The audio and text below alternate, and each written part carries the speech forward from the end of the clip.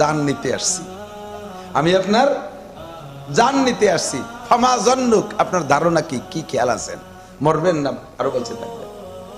তো মুসা আলাইহিস সালাম মিজাজি মানুষ, তো উনি আর ওই খেয়াল পেশ করার সময় নেই। যখনই কইছে জান নিতে আইছি, ফাজরাবা আলা আইনিহি, বক্সিন মেরে দিয়েছে চোখ জড়াইয়া।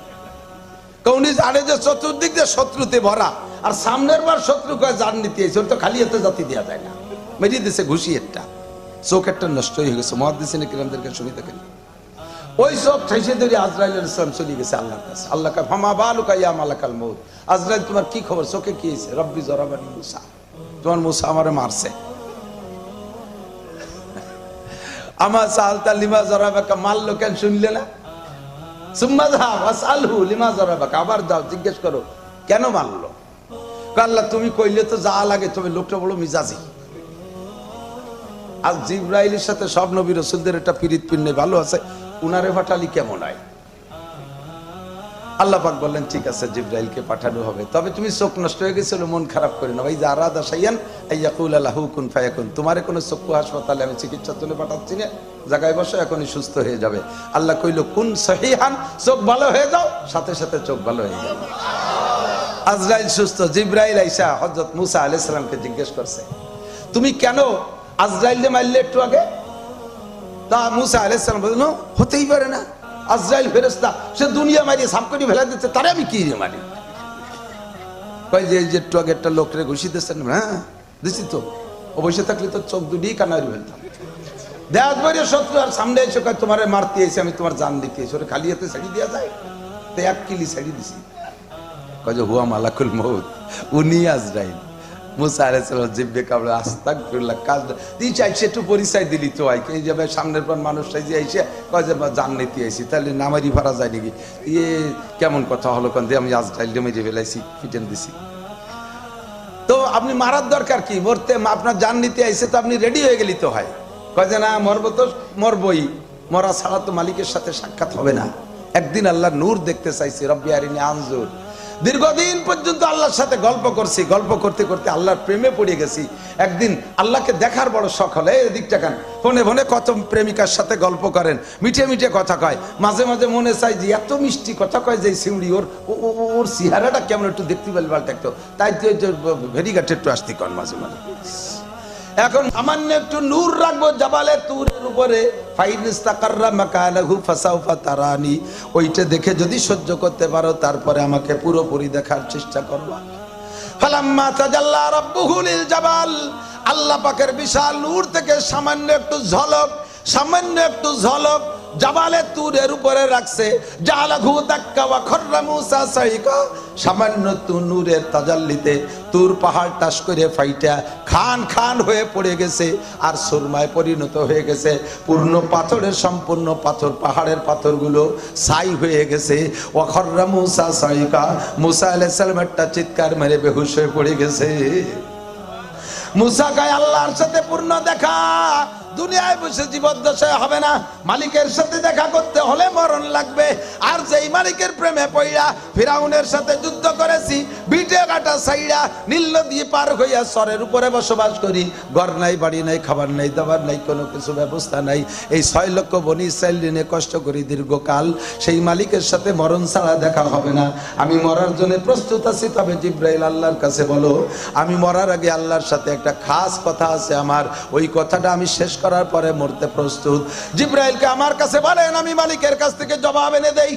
মুসা আলাইহিস সালাম বললেন তুমি আবার বাড়াবাড়ি আরো কেন, আমি আল্লাহর সাথে একটু দেখা করবো, শেষবারের মতো মরার আগে গল্প করব, তুমি নিজেই খবর যদি বহন করো তাহলে তো রব্বুল আলামিনের সাথে আমার কথা হলো না। মরার আগে একটা বার কথা বলবো, ওই কথাটা আল্লাহর সাথে হতে হবে। জিবরাইল যে আল্লাহর কাছে বললে, আল্লাহ কয় মুসারে জাবালে তুরে আসতে বলো। আবার তুর পাহাড়ে ডেকে পাঠাইলেন। তুর পাহাড়ে যাওয়ার পরে আল্লাহ বললেন ও মুসা কি বলবা বলো।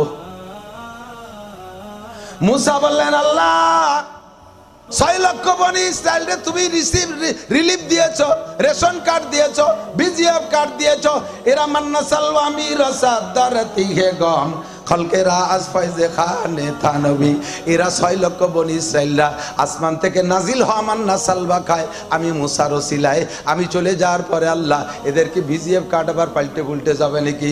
বাংলাদেশের মতো কি চেয়ারম্যান পাল্টে গেলে কার্ড পাল্টে যায়, ক্ষমতা পাল্টে গেলে সবটা বন্ধ হয়ে যায়? এইরকম আমি চলে যাওয়ার পরে কি আমার এই উম্মতের ভিজিএফ কার্ড বন্ধ হয়ে যাবে? এরা খাবে কি, কিভাবে বাঁচবে, চলবে? আল্লাহ পাক মুখ দিয়ে কথা দিয়ে জবাব না দিয়া আল্লাহ বাস্তবে জবাব দিলেন, ইয়া মুসা মা তিলকা বিয়ামিনিকা ইয়া মুসা, মুসা তোমার হাতে কি? ক্বালা হিয়া আসাই, এটা আমার লাঠি। কাইজরিব বিআসাকাল আরদ, তোমার হাতের লাঠিতে মাটিতে বাড়ি মারো। মাটিতে যখন মুসা বাড়ি মারছে ফানফালাকা, মাটি ফাইটা দুই দিক চলে গেছে। ফাখারাজা মা, মাটি সরে যাওয়ার পরে পানি বেরিয়ে আসে। ইজরিব বিআসাকাল মা, তোমার লাঠি দিয়ে পানিতে আর একটা বাড়ি মারো। যখন পানিতে বাড়ি মারছে ফানফালাকা, পানিও ফাইটা গেছে। ফাখারাজা হাজার, একটা পাথর বেরিয়ে আসছে। এবার কয় মা হাজা ইয়া মুসা, ও মুসা এখন কি দেখো? কয় হাজা হাজার, এইটা তো পাথর। কয় ইজরিব বিআসাকাল হাজার, তোমার লাঠি দিয়ে পাথরে বাড়ি মারো। যখন পাথরে বাড়ি মারছে পাথরটা দুই ভাগ হয়ে দু টুকরা দুদিক চলে গেছে। ফাখারাজা দুধ, ছোট্ট একটা পোকা বেরিয়ে আসছে। কন্যা সুবহানাল্লাহ। অফিফি উসবুনতরি, এই পোকাটার মুখের মধ্যে কাঁচা ঘাস। কোথায় পোকা? মাটির নিচে পানি, পানির তলে পাথর, পাথরের পেটের ভিতরে নিশ্ছিদ্র পাথর, ফুটো নাই, ছিদ্র নাই, অক্সিজেন যাইতে পারে না, কার্বন বের হইতে পারে না, কোনো ফুটো ছিদ্র নাই। ওর মধ্যে তাজা পোকা, তার মুখের মধ্যে কাঁচা ঘাস। আকালা নেস অবাকিয়া নেস, অর্ধেক খেয়েছে আর অর্ধেক বাকি আছে। পোকাটা এই পাথর ফেটে যাওয়ার পরও তার খানা বন্ধ করে নাই, ও অবিরাম খেয়েই যাচ্ছে। বাকি অংশ চাবায় আর প্রত্যেক লুকমা গিলে মালিকের শুকর আদায় করে। সুবহানা মান তারানি ওয়া তারিফু মাকানি ওয়া তাসমাউ কালামি ওয়া তারযুকুনি ফি কলবি হাজারি। রব্বুল আলামিন, সব পবিত্রতা তোমার, সকল প্রশংসা তুমিই পাইবা। যে আল্লাহ তাআলা আমাকে মাটির উপরে রাখো নাই, আমি প্রবাহিত বাতাস, প্রখর রৌদ্র আর গরম আর ঠান্ডা সইতে পারি না, এসি আর কন্ডিশন ছাড়া আমি বাঁচতে পারি না।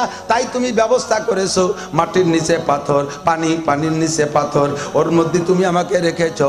একেবারে তরল পানি পানি খাইলে আমি তৃপ্তি পাই না, শক্ত হইলে চাবাইতে পারি না, বেশি মিঠে হলে খেতে পারি না, আর তিতি আর টক হইলে খাইতে পারি না। যেমন আমার প্রয়োজন এই রকম মিষ্টি ঘাস তুমি আমার জন্য 3 বেলা পরিবেশন করতেছো পাথরের ভিতরে। ও রব্বুল আলামিন, সব প্রশংসা তোমার। পুকার মুখে আরবিতে তসবিহ শুই না। হযরত মুসা আলাইহিস সালাম আর কথা না বাড়াইয়া ফাকাররা মুসা সাজদা, মুসা আলাইহিস সালাম চিৎকার মেরে সিজদায় পড়ে গেছে। আল্লাহ এই পোকাটা আশরাফুল মাখলুকাত না, এর জন্য কোনো নবী রাসূল দোয়া করে নাই, এর খানার ব্যবস্থা কোনো রাজা বাদশা করে নাই। তুমি এই নিম্নমানের একটা কীটপতঙ্গে, একটা পোকারে যদি এত সুন্দর যত্ন সহকারে খানা খাও, তাহলে আমার 6 লক্ষ বনি ইসরাইল আশরাফুল মাখলুকাত, এদেরকে কেন তুমি খাওয়াবে না? তোমার আর বলা লাগবে না আল্লাহ, আমি বুঝে ফেলাইছি সমস্ত কিছুর মালিক তুমি আল্লাহ, রিজিকের মালিক কে? হে 2 নম্বরই করে যারা রুজি কামাই করো, দেহ ব্যবসা করে যারা রুজি কামাই করো, সুদ খায় যারা রুজি কামাই করো, ঘুষ খায় যারা রুজি কামাই করো, বিভিন্ন প্রকার নোংরা নাপাক ব্যবসা করে যারা রুজি কামাই করো, তোমাদের আল্লাহর প্রতি আত্মবিশ্বাস নাই। আল্লাহর প্রতি বিশ্বাস করো। রুজির মালিক কে? রুজির মালিক আল্লাহ। আল্লাহ কি হারাম রুজির মালিক না হালাল রুজির? যে আল্লাহ তাআলা হালাল রুজি দিতে পারে, ওই রব্বুল আলামিনের কাছে থেকে হালাল চেয়ে নেব। আল্লাহ কয় মাইয়া তাওয়াক্কাল আলাল্লাহ ফাহুয়া হাসবুহু, ভরসা কর আমার দিকে, ইউনূস সাহেবের দিকে ভরসা করিস না। দেশের মানুষ একেবারে পাছার কাপড় খুলিয়ে লাফাচ্ছে, ইউনূস চাচা আইছে, এবার একবারে দেশ আকাশে উঠে যাবে, হাসিনের নামায় দিছে আকাশে উঠে যাবে, বিএনপি আসবে আকাশে উঠে যাবে। বলছি কিসি আকাশে উঠবে না 7 তবক জমির তলে যাবে, কেউ জানো না, 1 মিনিট আগেও জানো না। কথা বলেন ঠিক ঠিক না? ভালো মন্দের মালিক কে? একিন সহি করেন, একিন সহি করেন। সবকিছুর মালিক আল্লাহ, চোখের সামনে দেখায় দিচ্ছে। আর ইতিহাস কওয়া লাগবে না, ইতিহাস নতুন তৈরি হচ্ছে। কতক্ষণ?